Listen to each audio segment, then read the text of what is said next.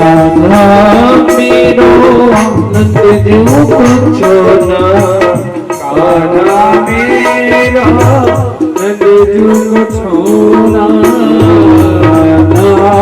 मेरो नंद जीव पूछो ना, कान्हा मेरो नंद जीव पूछो ना, नंद जीव पूछो ना, यशोदा जीव पूछो ना, नंद जीव पूछो ना,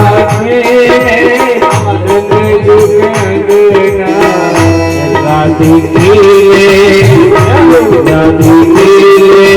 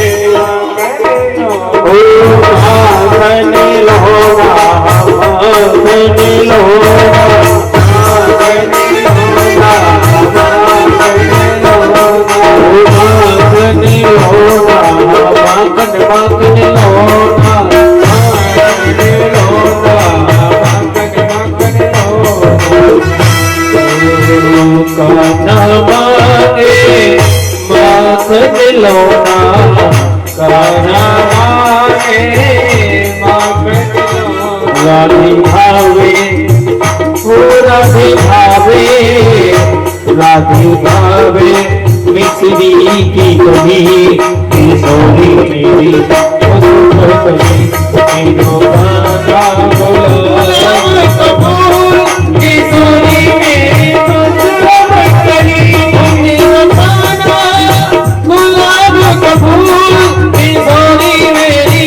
कुसुम कली मेरा राजा गुलाब कपूर किशोरी असोदीरा सर्वगण स्वस्थये आत्मा सनि प्रजा सनि पशु सनि लोके सन्न भय सनि अग्निं पदां बहुलां मे करोत अन्यं पयोरेता अस्मा स्वधाता।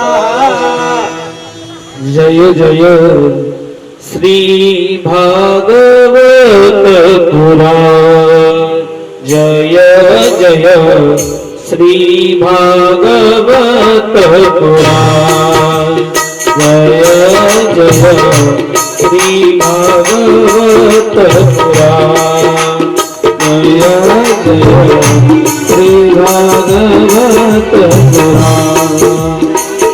श्रीपति ब्रह्मा उपदेशे, श्रीपति ब्रह्मा उपदेशे, करण जगत कल्याण हो, करण जगत कल्याण।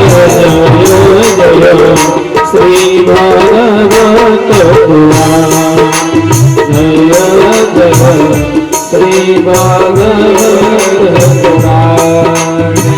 संत जनों का जीवन धन्य, संत जनों का जीवन धन्य, भक्ति मुक्ति देगा हो, भक्ति मुक्ति देगा। जय जय श्री भागवत पुराण, जय जय जय श्री भागवत पुराण। सुख से सुनी परीक्षित राजा, सुख से सुनी परीक्षित राजा, 7 दिवस देना हो, 7 दिवस देना। जय जय श्री भागवत पुराण, जय जय श्री भागवत पुराण। सूर्य ललित लीला को सागर, सूर्य ललित लीला को सागर, करहु श्रवण पुष्पान हो, करहु श्रवण पुष्पान। जय श्री भागवत पुराण, जय जय श्री भागवत पुराण। चारि वेद और 6 शास्त्र बल, चारि वेद और 6 शास्त्र बल, हो गया समान हो, गया समान। जय जय श्री भागवत पुराण, जय जय श्री भागवत पुराण, जय जय श्री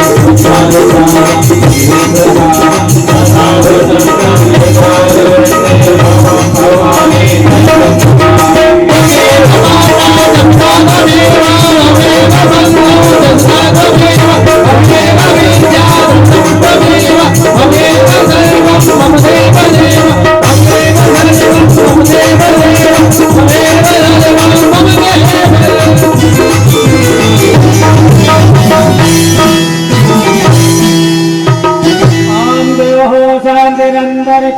शांति पृथ्वी शांतिरापः शांतिरोपदयः शांति वनस्पतयः शांतिर्स्वे देवाः शांति ब्रह्म शांतिः सर्वगुण शांतिः शांतिरेव शांतिः सामा शांतिरेव।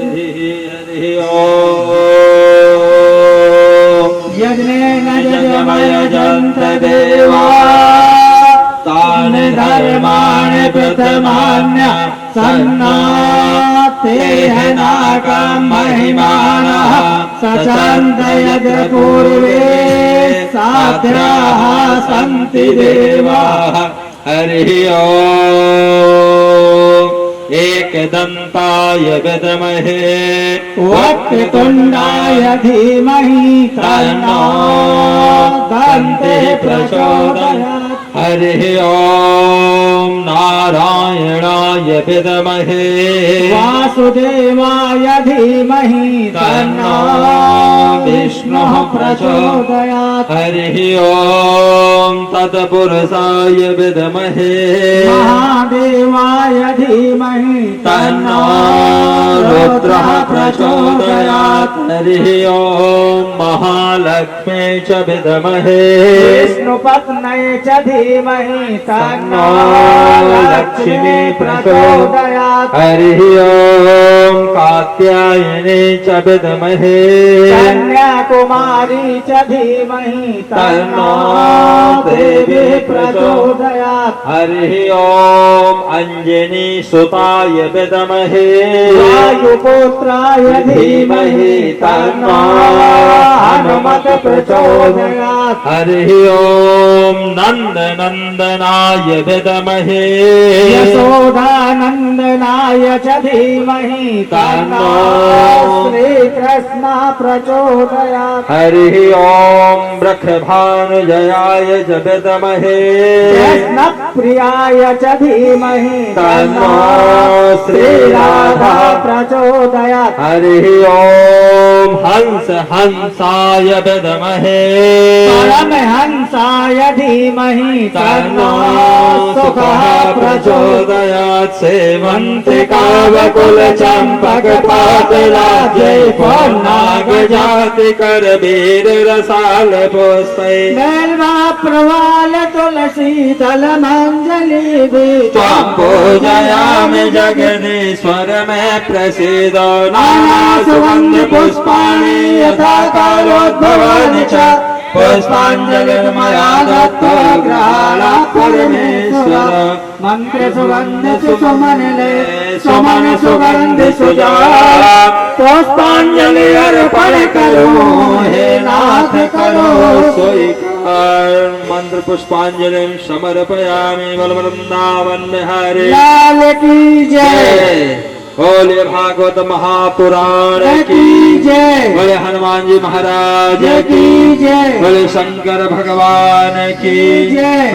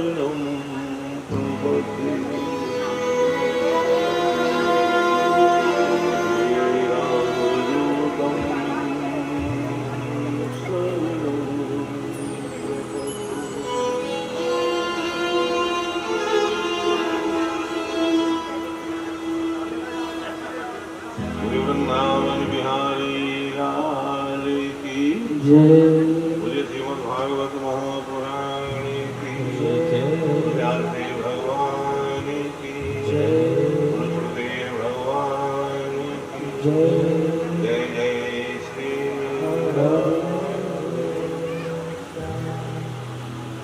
आइए भगवान की शरणों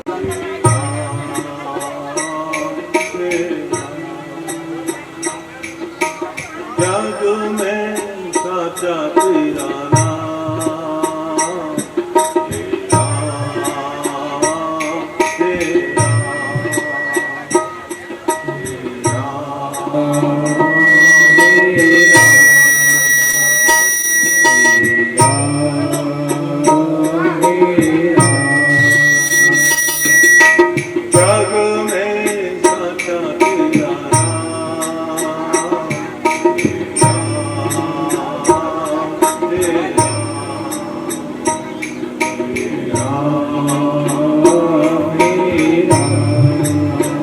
में साचा तेरा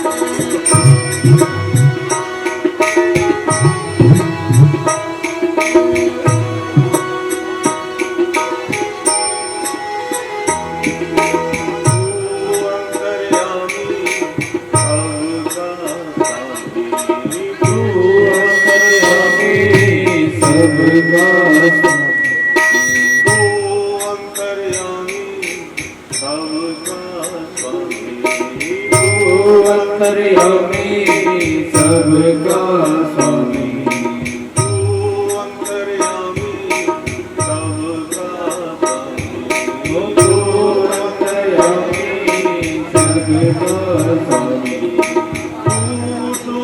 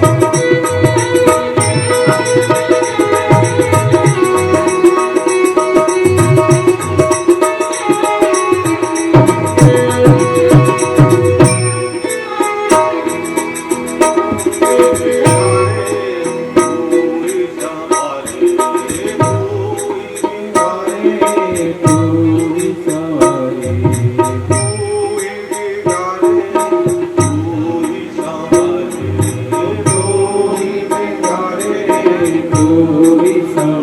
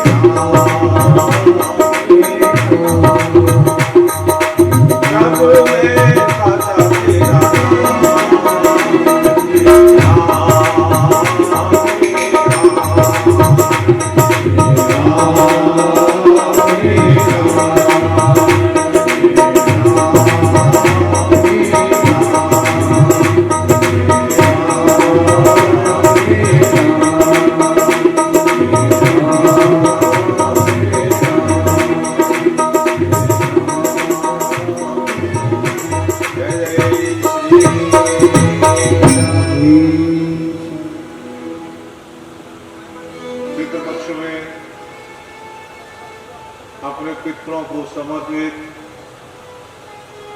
ये श्रीमद् भागवत ज्ञान यज्ञ का आयोजन हमारे बनवारी वाले श्री रामनाथ गर्ग जी के द्वारा आयोजन किया गया। धन्य है ये परिवार जो अपने पितरों के लिए ऐसा पुनीत कार्य का आयोजन इस परिवार ने किया। पितरों के लिए सभी लोग ब्राह्मणों को भोजन कराते हैं, नाना प्रकार के दान देते हैं, तर्पण इत्यादि करते हैं, गया में श्राद्ध करते हैं, सब कुछ करते हैं। 16 दिन जो होते हैं, 16 दिवस जो होते हैं, वो केवल अपने पितरों के लिए ही होते हैं। हम सब कुछ दे सकते हैं अपने पितरों को, मगर भगवत भक्ति का ज्ञान, भक्ति ज्ञान वैराग्य रूपी त्रिवेणी के समागम का प्रदान बड़े भाग्यशाली होते हैं वो लोग जो अपने पितरों को समर्पित करते हैं। क्योंकि पितरों को जो गति की प्राप्ति होती है, भगवान के सानिध्य की प्राप्ति होती है, वो श्रीमद् भागवत ग्रंथ के आयोजन के द्वारा, इसका श्रवण संकीर्तन के द्वारा ही होती है। ये श्रीमद् भागवत में आपने सुना धुंधकारी के चरित्र में, भक्ति ज्ञान वैराग्य का चरित्र भी आपने श्रवण किया। जैसे हमारे तुम्हारे साधारण मनुष्यों के जीवन में माया रूपी बंधनों से हम मोह से ग्रसित हो जाते हैं और मोह के वशीभूत होकर के हम व्याकुल हो जाते हैं, ऐसे ही श्रीमद् भागवत के अंतर्गत आपने श्रवण किया कि वेदों के रचयिता वेद व्यास जी भी और मोह से ग्रसित हो गए। इसके उपरांत प्रलय के उपरांत किस प्रकार से सृष्टि का प्रादुर्भाव हुआ, आकाश और जल के अंदर विराट पुरुष की उत्पत्ति और उस विराट पुरुष की नाभि से कमल, कमल से ब्रह्मा की उत्पत्ति और ब्रह्मा के द्वारा नाना प्रकार की त्रियक प्राणियों की उत्पत्ति, स्वयंभव मन शत्रुपा की उत्पत्ति, भगवान वराह का जल के अंदर से इस पृथ्वी को लाना, सनक सनंदन सनत कुमार के श्राप के कारण भगवान के जो द्वारपाल थे जय और विजय, उनका हिरण्याक्ष और हिरण्यकश्यप के रूप में अवतार धारण करना, जन्म लेना, पृथ्वी को जल से लाते समय भगवान वराह के द्वारा हिरण्याक्ष का वध, ये सारी भगवत लीलाएं आपने सुनी। आप लोगों ने श्रवण किया कि कपिल भगवान का प्रादुर्भाव हुआ, जिन्होंने अपनी मां को सांख्य शास्त्र का ज्ञान देते हुए बताया कि हे मां, आत्मा अनित्य है, ये कभी मृत्यु को प्राप्त नहीं होती, नाशवान है ये पंच तत्व का शरीर, ये पंच तत्वों में विलीन हो जाते हैं, आत्मा कभी नहीं मृत्यु को प्राप्त होती। गीता में भगवान कृष्ण ने भी कहा है कि नैनम छिदन्ति शस्त्राणि नैनम दहति पावका न चैनम क्लेदयन्त्यापो न शोषयति मारुता। आत्मा कभी मृत्यु को प्राप्त नहीं होती, शस्त्र इसको काट नहीं सकते, अग्नि जला नहीं सकती, वायु सुखा नहीं सकती, जल इसको भिगो नहीं सकता। वाशंश जीर्णानि यथा व्याया, जैसे हम अपने पुराने वस्त्रों को त्याग करके नूतन वस्त्रों को धारण कर लेते हैं, ऐसे ही ये शरीर रूपी जो वस्त्र है, जब ये जीर्ण शीर्ण हो जाता है तो इस वस्त्र को त्याग करके आत्मा जो परमात्मा का सूक्ष्म रूप है वह नूतन देह को धारण करता है। और कपिल भगवान ने कहा कि हे मां, कर्म संसार के अंदर प्रधान है। भगवान कृष्ण ने भी कहा है कि कर्मण्येवाधिकारस्ते मा फलेषु कदाचन मा कर्म फल हेतु गुरुमोति संगोऽस्ति कर्मणे। गोसाई तुलसीदास जी ने कहा है कि कर्म प्रधान विश्व करे राखा और जो जस करहि सो तस फल चाखा। कर्म ही प्रधान है। हम जैसा कर्म करते हैं वैसे ही फलों की हमको प्राप्ति होती है। बोया पेड़ बबूल का तो आम कहां से हो। हम जैसे कर्मों को करते हैं उन्हीं प्रकार के फलों की हमको प्राप्ति होती है। स्वर्ग और नरक कहीं दूर नहीं है, सब कुछ यहीं इसी धरा पर है। हमको अपने कर्मों का फल यहीं इसी लोक में और इसी जन्म में भोगना पड़ता है। इस फल को भोगने के लिए हमें अन्य किसी योनि में जाने की आवश्यकता नहीं पड़ती है। आवश्यकता हमें जब पड़ती है कि जब हमारे पाप कर्म इतने क्लिष्ट हो, इतने अधिक हो कि उनका फल भोगते भोगते और हम अपने शरीर को त्याग देते हैं। तो त्यागने के बाद में जो हमारी गति होती है उस कर्म गति के अनुसार हमको उन योनियों की प्राप्ति होती है। पुरंजन उपाख्यान में पुरंजन का शिकार में जाना, पुरंजन की पत्नी का कुपित होना, पुरंजनपुरी पर चंडवेग का आक्रमण करना, काल्य कन्या का चरित्र और उसमें पुरंजन का स्त्री में अंत समय में आसक्ति। ये भागवत दर्शन कराता है कि अंत समय में हमारा मन जिस वस्तु में होता है वही हमको प्राप्त होता है। जय जय श्री। स्त्री में आसक्ति होने के कारण उनको स्त्री योनि की प्राप्ति हुई। ये समस्त वृतांत भागवत के अंदर भगवान का प्रथु अवतार धारण करना और पृथ्वी को अपनी पुत्री बनाना, ये भी कल आपने श्रवण किया। यहाँ पूछते हैं कि भगवान हमने सुना है कि उत्तानपाद के जो भाई थे प्रियव्रत, वो तो सदैव भगवान वासुदेव की भक्ति में लीन रहा करते थे। भगवान की भक्ति में लीन रहने वाले वो प्रियव्रत फिर गृहस्थ धर्म में कैसे प्रवेश किए?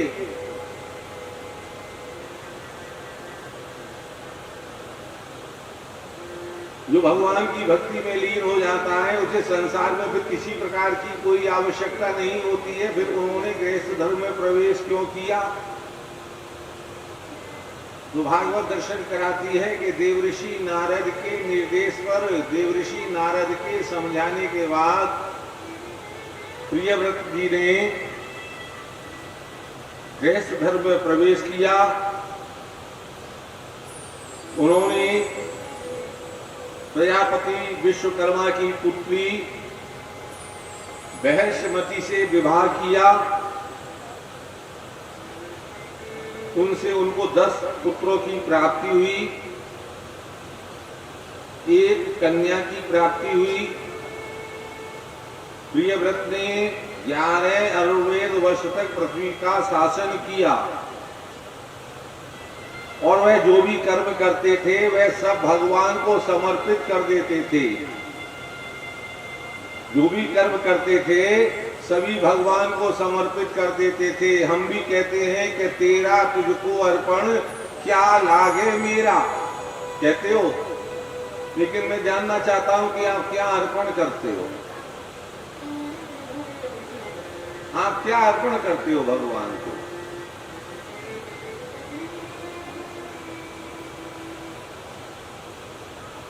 आप ये जो कुछ अर्पण करते हो ये तो मेरा ठाकुर नहीं लेता है।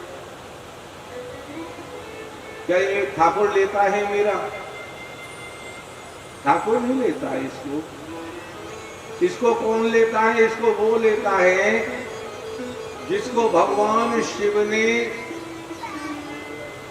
और इस कलयुग में आशीर्वाद दिया है, वरदान दिया है, जो कलयुग का भगवान कहलाता है। और वो कलयुग का भगवान कौन है कि जब भगवान शंकर का सती से विवाह हुआ था तो ब्रह्मदेव ने यज्ञ के अंदर धुएं की उत्पत्ति कर दी नहीं, जिससे कि सती का चेहरा देख सके। ये शिव पुराण में आया है। भगवान शंकर ने देखा शांत रहे।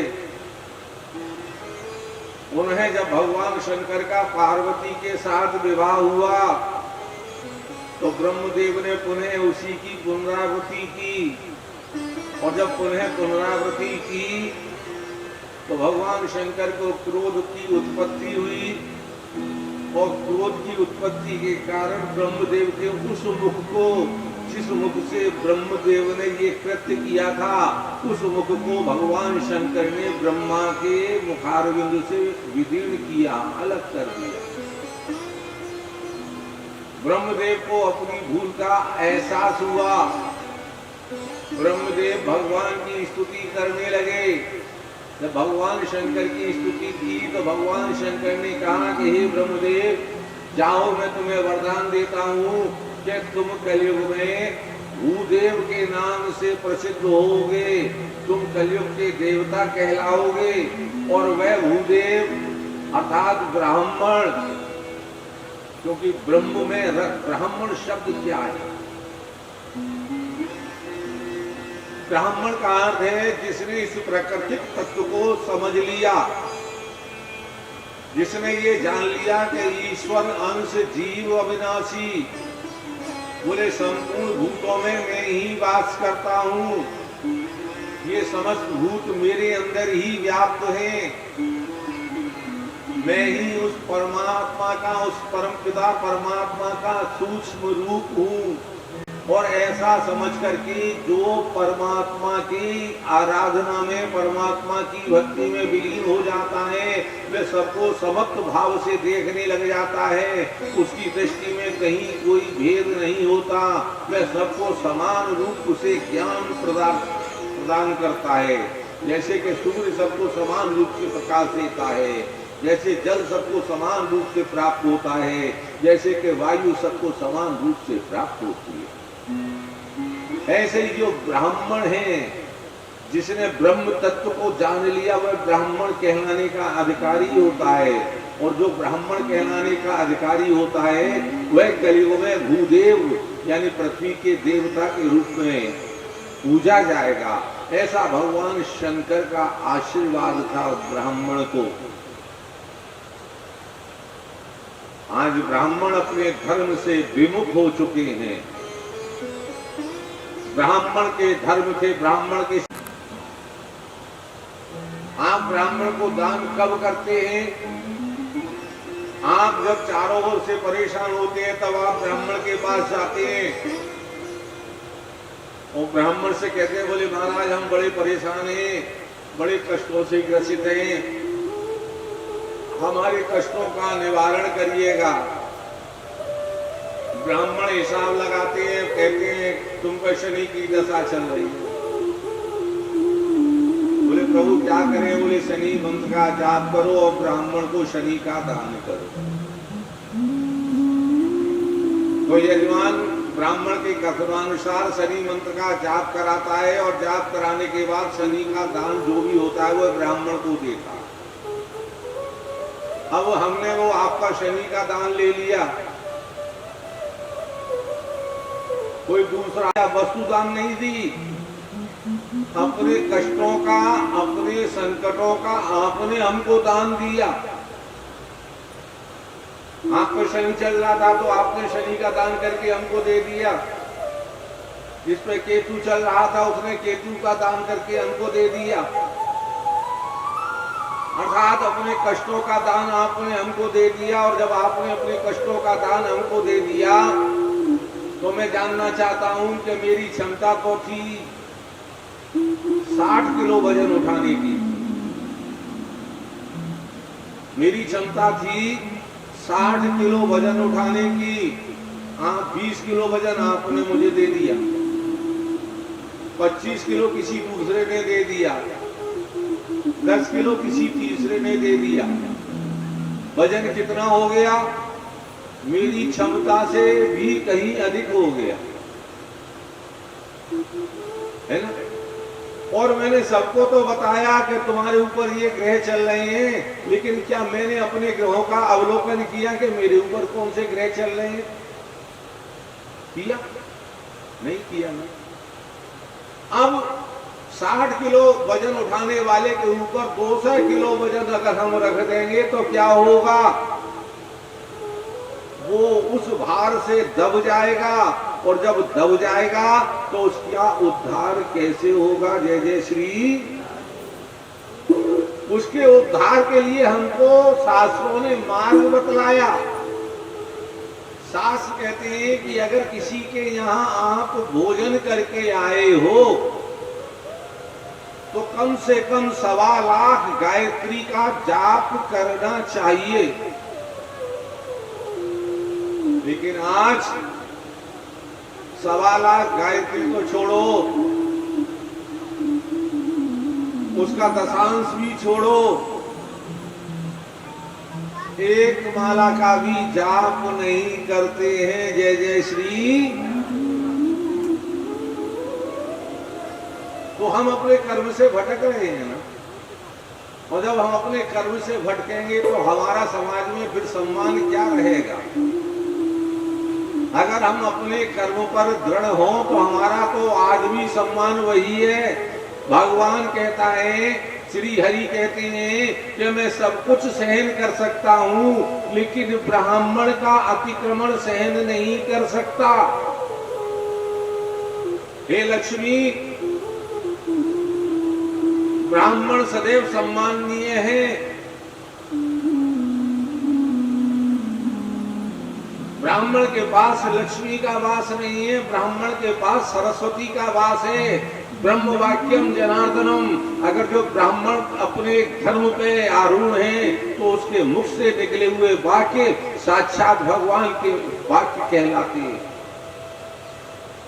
लेकिन जो ब्राह्मण अपने धर्म से विमुख हैं, उन ब्राह्मणों के बारे में अगर मैं कुछ कहूं तो शायद मुझे शोभा नहीं देगा। मैं आज देखता हूं आज के समय में कि जिसकी एक जगह पर संतुष्टि नहीं होती, वो अगर 4 जगह भी जाकर के भोजन कर रहा है तो क्या उसको संतुष्टि की प्राप्ति होगी? ये आज का दौर चल रहा है, और ऐसे ही भोजन कराने वाले भी हैं। उनका करना और कराना दोनों ही व्यर्थ है मेरे दृष्टिकोण में।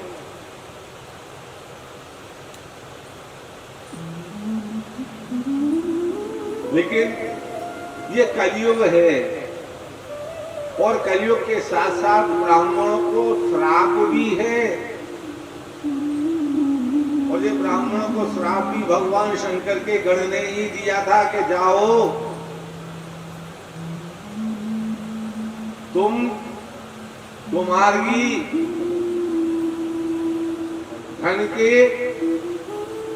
लालची आडंबरों से परिपूर्ण हो जाओगे। ये श्राप मिला था, ये शिव पुराण में स्पष्ट है। तो ब्राह्मणों का दोष नहीं है, दोष है उन श्रापों का जो उनको प्राप्त हुए। ब्राह्मणों को वरदान भी प्राप्त हुआ और ब्राह्मणों को श्राप भी प्राप्त हुआ। भगवान कहते हैं कि जो ब्राह्मण होता है, सात्विक ब्राह्मण होता है, जो अपने कर्म पर आरूढ़ रहता है, हे लक्ष्मी, वह सम्माननीय है, वो मुझसे भी श्रेष्ठ है, मुझसे भी बड़ा है।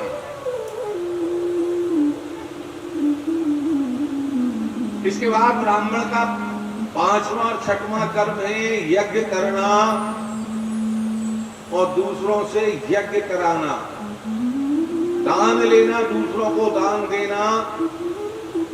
तो उसके लिए मैं सिर्फ इतना कहूंगा कि आपको प्यास लगी है, आपको पीने के लिए जल चाहिए, तो भगवान आपके जल की व्यवस्था करता है। मार्ग में आपको कहीं ना कहीं सरोवर मिल जाता है, सरोवर में से आप जल पियो और आगे चल दो। कमंडल में भर के जाने की आवश्यकता नहीं है। जय जय श्री। उस जल को दूसरों के लिए छोड़ दो। तुम्हें पुनः जब प्यास लगेगी तो ठाकुर मेरा कहीं ना कहीं तुम्हें पुनः सरोवर प्रदान कर देगा, तुम्हें पुनः जल प्राप्त हो जाएगा। इसलिए तुमको जो दान दिया, उस दान को अगर साकार करना चाहते हो, सार्थक करना चाहते हो, तो उस दान में से जितनी तुम्हें आवश्यकता है, जो तुम्हारी आजीविका के लिए जितना आवश्यक है उतना तो तुम ग्रहण कर लो। बाकी उस लिए हुए दान को तुम ऐसे दीनहीन असहाय लोगों को वितरित कर दो जिनको की उसकी आवश्यकता है। जय जय श्री। अरे भाई, किसी विद्यालय में एसी लगा हुआ है, गर्ग साहब, एसी लगा हुआ है किसी विद्यालय में या किसी मंदिर में एसी लगा हुआ है, और आपके मन में विचार हुआ कि इस मंदिर में मैं पंखा लगवा दूं,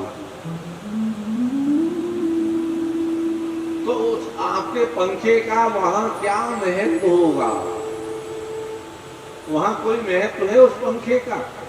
नहीं है ना। और उसी पंखे को आप उस जगह लगवा दो जहां की उसको आवश्यकता है। किसी विद्यालय में जहां बच्चे गर्मी में बैठे हुए पढ़ रहे हैं, उस विद्यालय में अगर उस पंखे को लगवा दोगे तो आपको उस पंखे की हवा कितने बच्चों को मिलेगी? वो बच्चे के कौन हैं? वो सभी तो ईश्वर अंश जीव अविनाशी हैं, सभी तो भगवान का रूप है। जब उनको शीतल हवा प्राप्त होगी तो उनकी आत्माओं से जो निकली हुई दुआ है वो किसको मिलेगी? आपको मिलेगी ना। और जहां एसी लगा है वहां तुमने वो अपना पंखा दान दिया तो उससे क्या लाभ? वो उस पंखे को उठा के एक कोने में रख देगा, उसकी हवा किसी को मिलेगी? नहीं मिलेगी ना। तो ऐसे ही जो दान आपने लिया, जितनी आपको आवश्यकता है उतना लो, और लेने के बाद में बाकी का उनमें बांट दो जहां आवश्यकता है। दीनहीनों में बांट दो, गरीबों में बांट दो।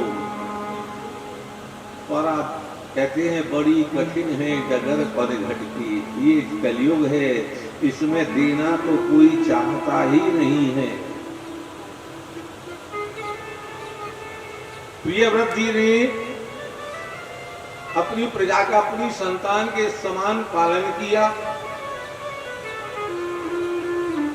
प्रियव्रत जी जब अपने रथ पर सवार होकर के चलते थे तो ऐसा प्रतीत होता था कि मानो साक्षात सूर्य भगवान चले आ रहे हैं। एक बार प्रियव्रत जी के मन में विचार हुआ कि मैं अपने पुत्रों में समतुल्य विभाजन संपत्ति का कर दूं। हर पिता ये चाहता है कि मेरी संतान को मेरी संपत्ति का बराबर भाग मिले, किसी को कम ज्यादा ना हो।